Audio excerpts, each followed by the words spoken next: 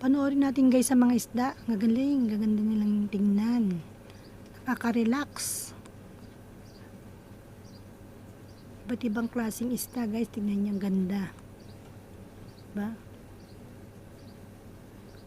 Ganda nilang tingnan, lumangoy.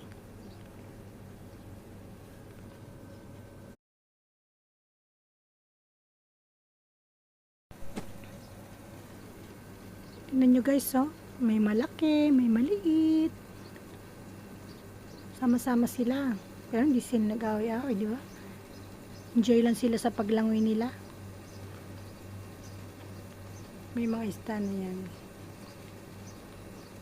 Tuwan-tuwa sila sa tubig. Sarap na sarap sila.